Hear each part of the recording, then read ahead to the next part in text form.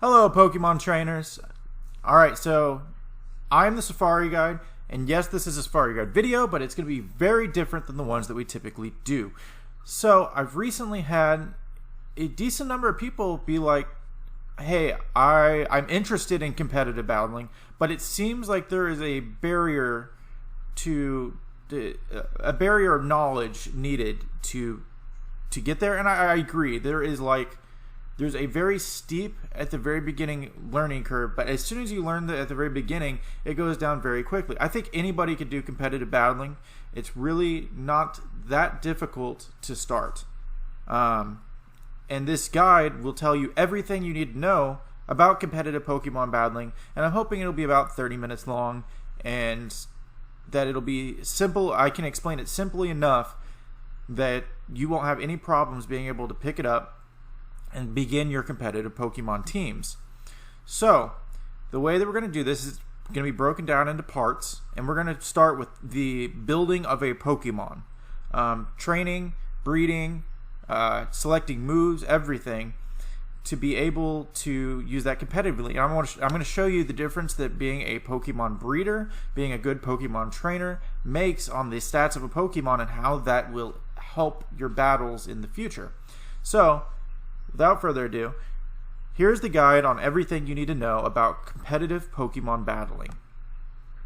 For credentials, I've been playing Pokemon for over 20 years. I am a member of the Pokemon Draft League, and I have been for the last 3 seasons. We're going into the 4th, and I was actually the champion of Season 3, the Oklahoma Gym League.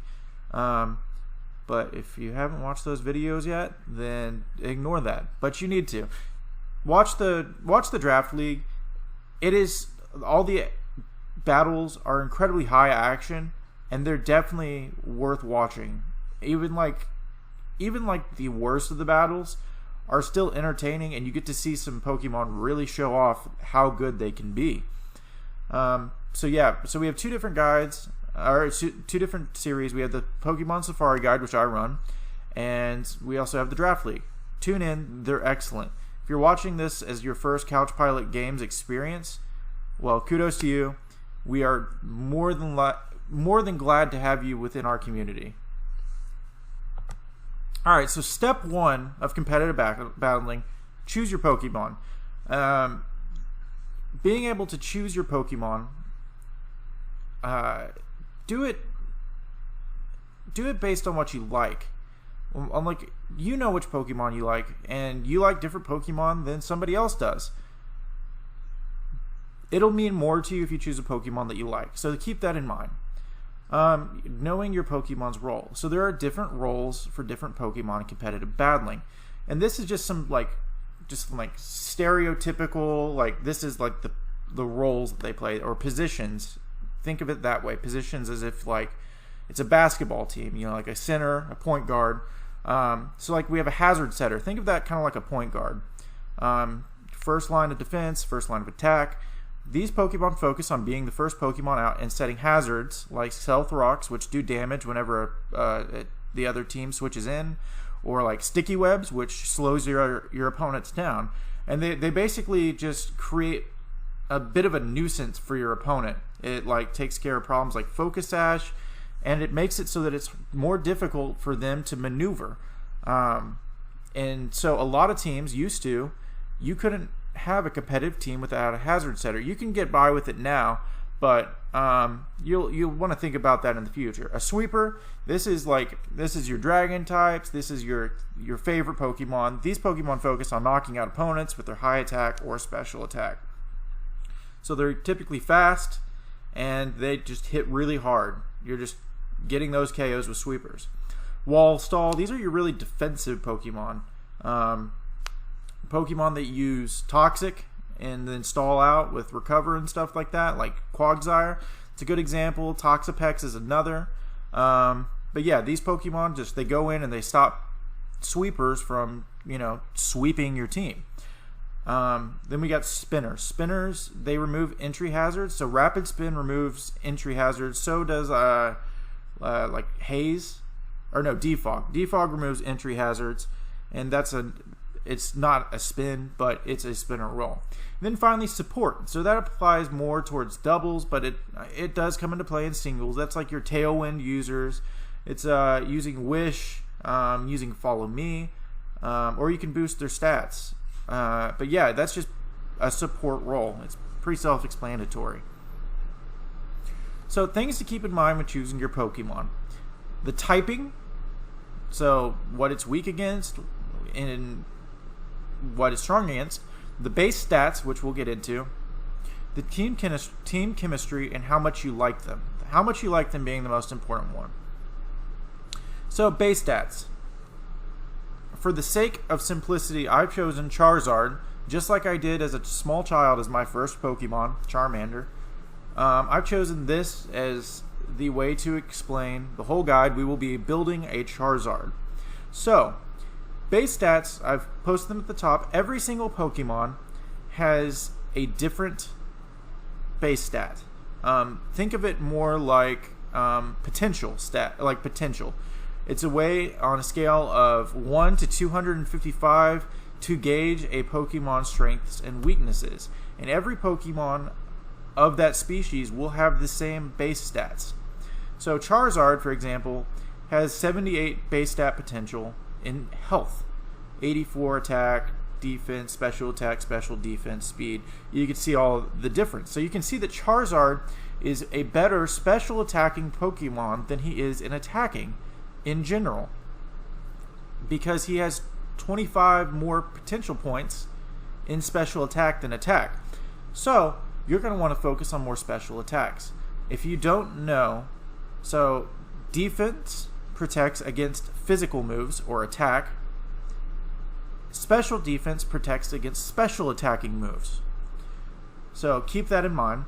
And then speed is that determines the turn order, which Pokemon goes first. So speed is very important. So we will be choosing Charizard. There's Charizard's base stats. And here we go. Step 2, breed your Pokemon. There's a number of reasons why, but we'll get into each one of them. The first being IVs. IVs are individual values. They are inheritable hidden stats that are passed down from parent to child and add somewhere to 0 to 31 stat points to each of your Pokemon's 6 stats. So that's final stat points. It's basically 31 free stats if you breed right. Under normal conditions, only 3 individual values are passed down from the possible 12 between both parents. So health, attack, defense, special attack, special defense, and speed times 2 for each parent. However, if one of the parents is holding a Destiny Knot, which is an item, then the offspring will inherit 5 out of the possible 12 IVs.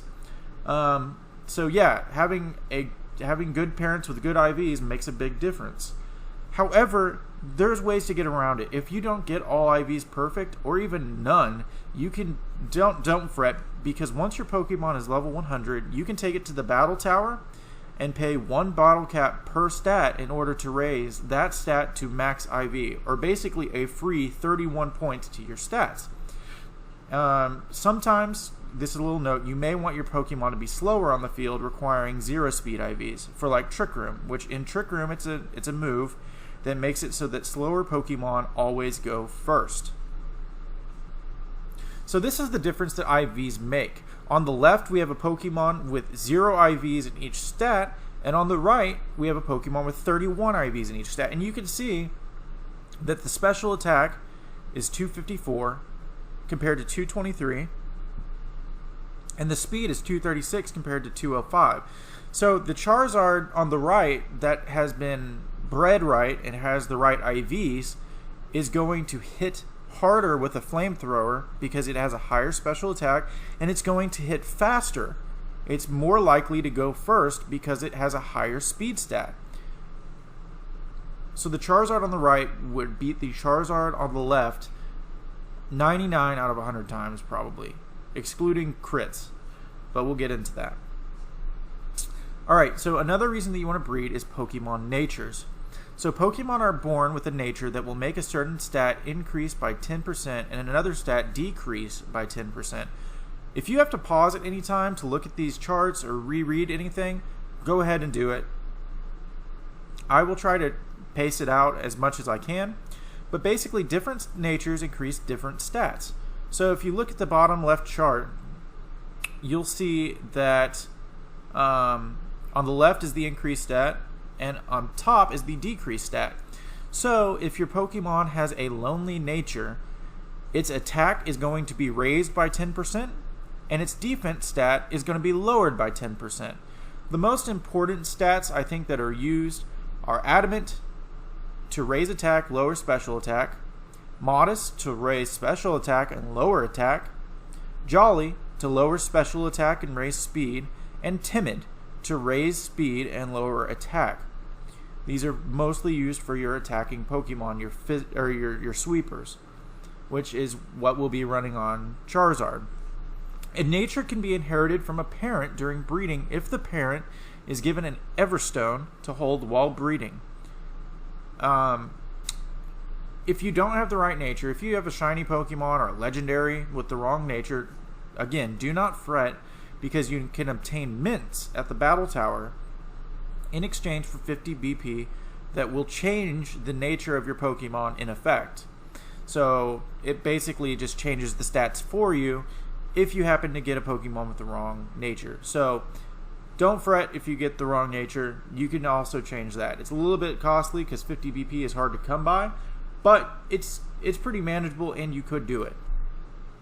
So now I want to show you the difference that natures make. So we've got our 2 perfect IV Pokemon, and now we're going to look at what changing the nature does. So I want you to look specifically at the special attack and the attack. So I chose Modest nature for the Charizard, so it hits harder.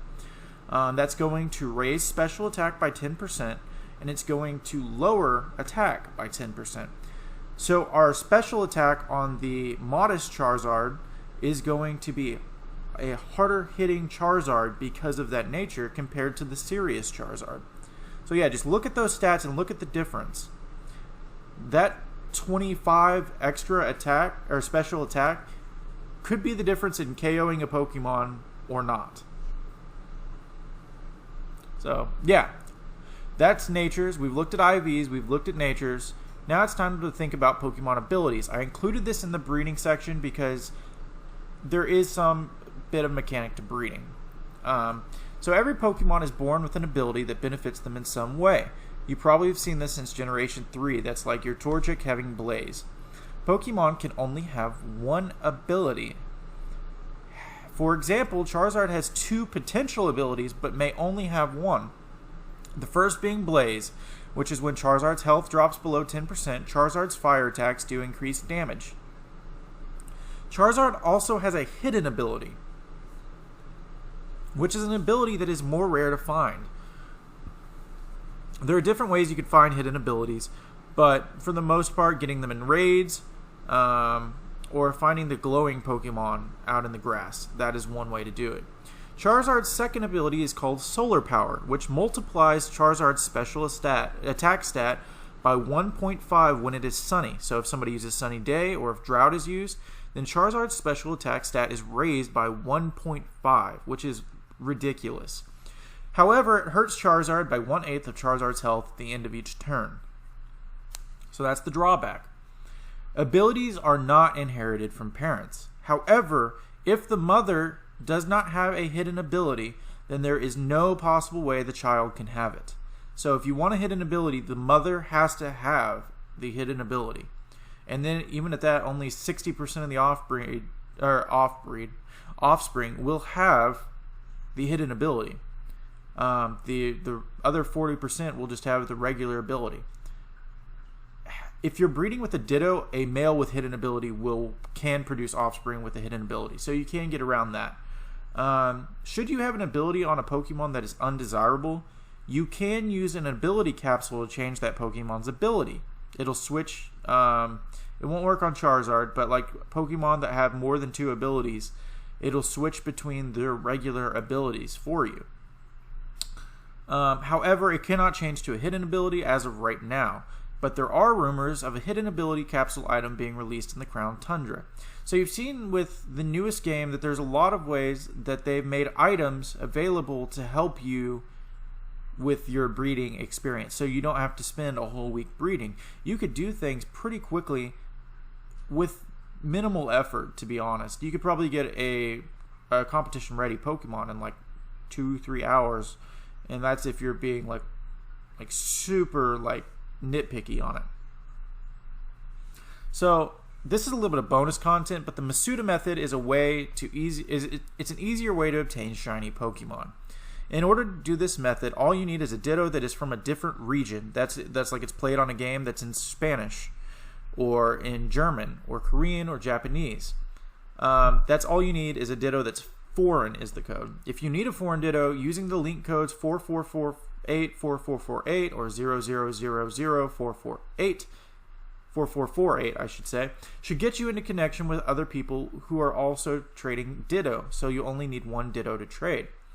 Once you have a foreign Ditto, you can just breed with any English Pokemon, and the chances of getting a shiny from the offspring will increase significantly.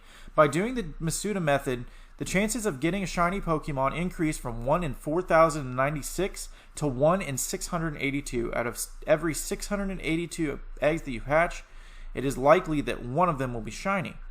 Furthermore, if you obtain the shiny charm by beating the Pokédex, combined with the Masuda method, your chances increase to 1 in 512, which is a significant improvement from 1 in 4,096.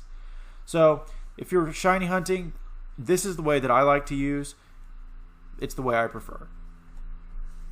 Step 3, train your Pokemon.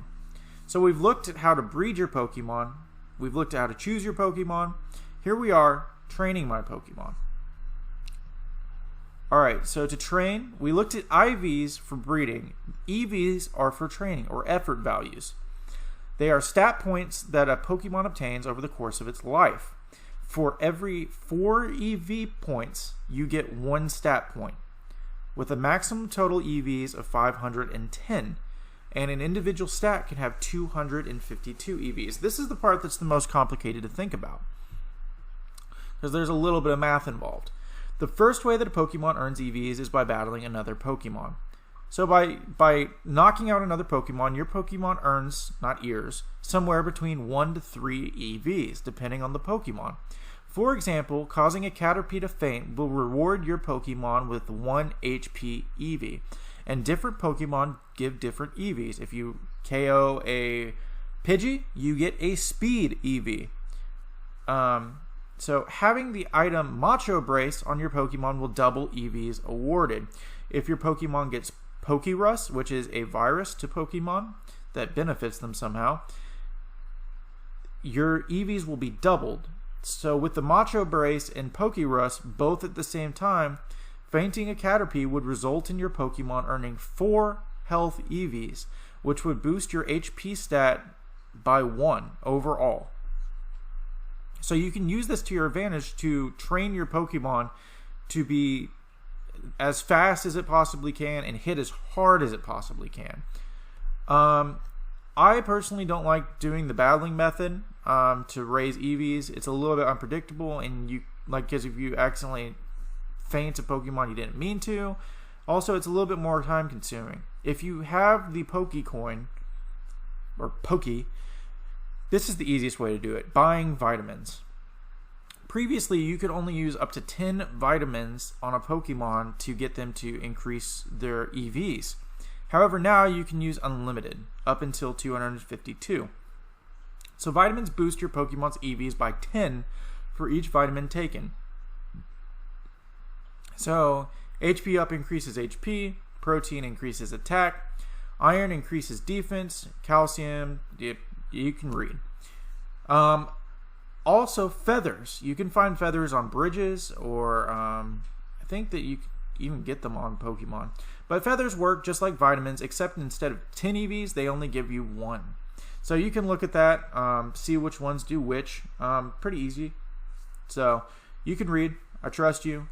But this is the fastest way to get a battle-ready Pokemon, is by using vitamins and feathers. It's like, hey, I know that you were just bred, but guess what? You're having 15 bottles of protein.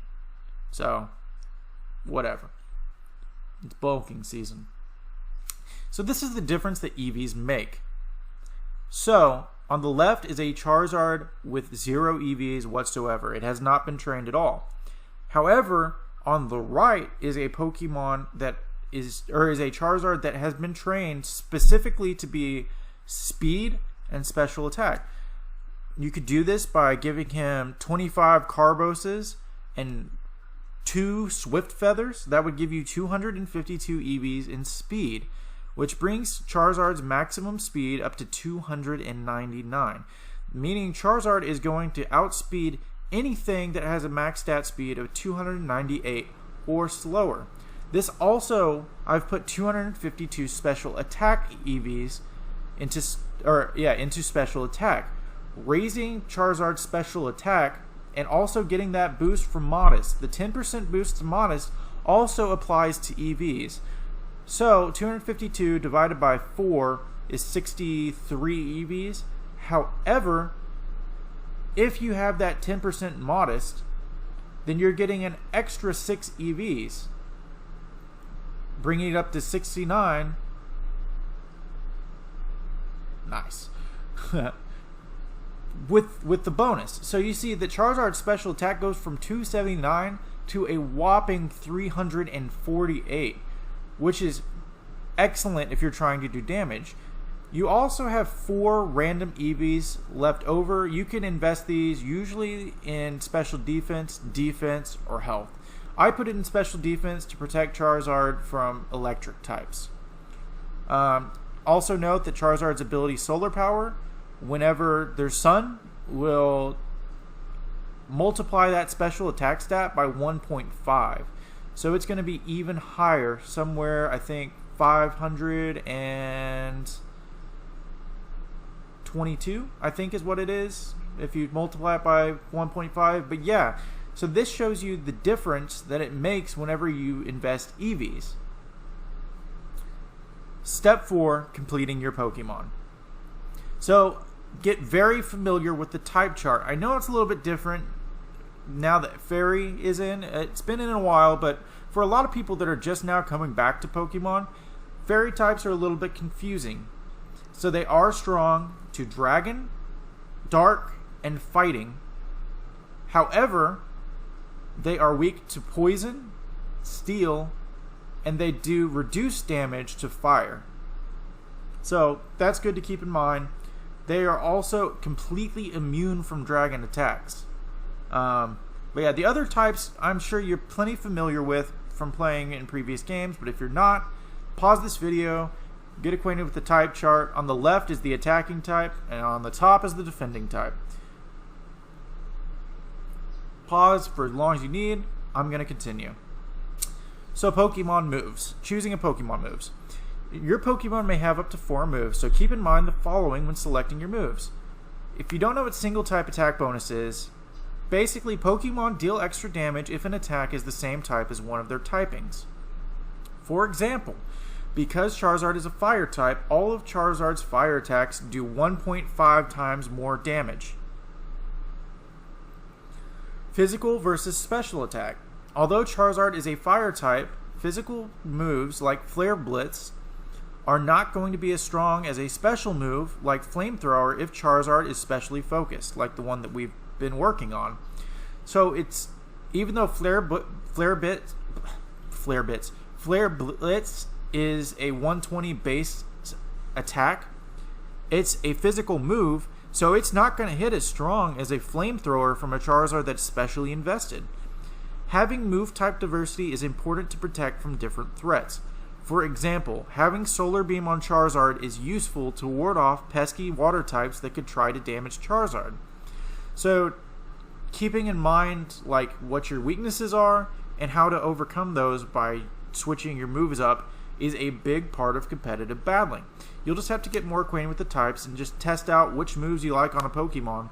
I've got plenty of Safari Guide videos that show like the useful move pools of Pokemon, and we'll get into some other resources that you can use to look at the moves that your Pokemon can learn and figure out which best suits your Pokemon, your team, and your playstyle.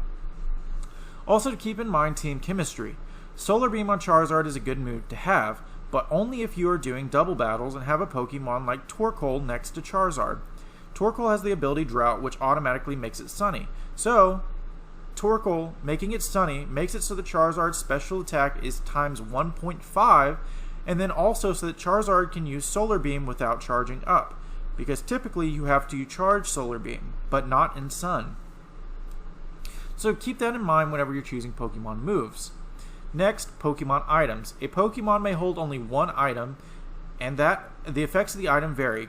Some commonly used items in competitive play are, and we'll get into these, but also I should note that on your team, you can only use one item once. So if you use a Choice Band, which increases attack by 1.5 but only allows the use of one move, you are not allowed to use a Choice Band on another Pokemon. It can only be on one Pokemon. No duplicate items.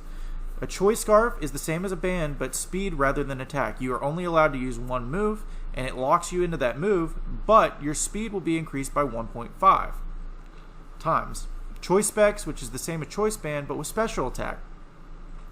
Focus Sash, which prevents your Pokemon from getting hit with a move that would one-hit KO it. It leaves it with 1 health. So this is a way to prevent, like if you know a Pokemon's going to outspeed you, but you know that you can KO it, let it hit you down to 1, and then you KO it, and you're 1 up. It's just a strategy, especially if you know that you got to get an important move off. It's a good way to get that move off, because you're guaranteed to survive 1 hit. No matter what. Unless Sand's up. I take that back, because Sand will do damage to you at the end, so with hell. Alright. Life Orb. Increases attack and special attack by 1.3 times, but deals damage to the user whenever the user attacks. So, it has a benefit and a drawback, which a lot of these items do. Assault Vest. It multiplies special defense by 1.5 times, but it only allows moves that deal damage. You're not allowed to use support moves with an Assault Vest on. Citrus Berry. When health drops below 50%, it restores your health by 25%. And Leftovers. Restores health by 1/16 at the end of each turn. Choosing your Pokemon item is important, and it can make a huge difference in your gameplay, so playing around with which items you like on which Pokemon definitely makes a difference. As a new competitive player, I would try to avoid getting locked into moves with the choices, and maybe stick towards Life Orbs or another. It doesn't hit as hard, but an Extra Belt does 1.2 on super effective hits. But you're allowed to keep using, like switching up your moves. You're not locked into a move, so that's nice to have. So this is the difference that IVs, Natures, and EVs make. So on the left is a Charizard that is not bred, it is not trained. It is something found out in the wild. It has 0 IVs, 0 EVs. And on the right is our Charizard, the one that we have bred, that we have spent money, some Poke on, to get vitamins. And the difference that vitamins make, look at that special attack. 348 special attack compared to 223. The Charizard on the right is 1.5 times stronger than the Charizard on the left. It is also 1.5 times faster, almost, than the one on the left. The Charizard on the right is going to beat the one on the left every time, without a doubt, because of the IVs, the Natures, and the EVs. So you can see how much of a difference this makes. Step 5, Pokemon Online Tools. On the left is the Pokemon Encyclopedia, full of tons of information. This is BULBAPEDIA. I use it all the time. It's a good place to find out like what potential abilities your Pokemon can have and which ones are hidden. The middle one is Cerebi. It's a Pokemon encyclopedia that stays up to date with current Pokemon news, and it's really useful.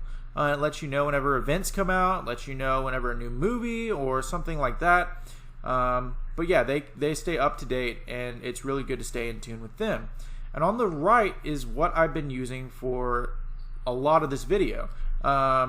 These little pictures that I've taken here, these are from the damage calculator that is produced by Smogon.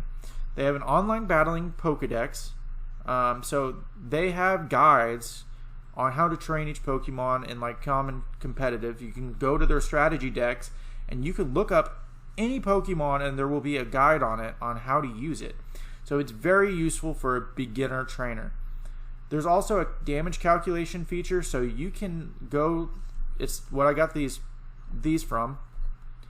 You can go and you can look and see whether an attack from your Pokemon will knock out a specific Pokemon. Like if I wanted to look up how many special attack EVs I would need on my Charizard to make sure that I would knock out a Venusaur in one hit, I can go there and I can fiddle around with the numbers and I can find out exactly what I need to do to knock out a Venusaur in one hit.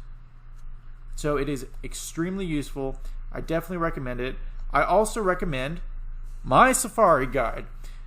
At least twice a week, I post a new video on a different Pokemon and how to use that Pokemon in a basic competitive build. It gives little fun facts and stuff like that, so make sure to check that out. It's a really good resource for a very specific Pokemon, and it goes a little bit more in depth than other guides do, just because there's that interaction. And all the videos, they range somewhere between 5 and 10 minutes. They do not take much of your time, and they are very good for information for beginning trainers. Check them out. There's some great Pokemon on there, some of my favorites. Finally, this has been a product of Couch Pilot Games. You can follow us on Twitter or Instagram at Couch Pilot Games. You can join us on Facebook at Couch Pilot Games, where you can get updates on all things dealing with couch aviation, or at our Pokemon Draft League Facebook group, where you can talk to trainers, you can talk to our couch pilots, and you can get more in touch with the community and get updates whenever the Pokemon Draft League videos drop. If you're wanting to watch more competitive Pokemon play, just to get like familiarized with it better, the Pokemon Draft League is the way to go. We're currently going into the 4th season, and it is going to be exciting. We all did not get to choose the Pokemon we got. They were randomly assigned to us based on type, and we got some interesting Pokemon. So it's going to be exciting. We're going to see some Pokemon that we haven't seen in competitive play in a long time, if ever. And yeah, with that, I really want to do this guide. I hope that it helped people. If this helped you, just leave a comment. Just let us know how it helped you. Shoot us a message. Let us know on Facebook, whatever. Subscribe to Couch Pilot Games. We do so much to try to help out beginning trainers, and we just want to grow the Pokemon community. So, thank you for your time. Thank you for listening. It's been great.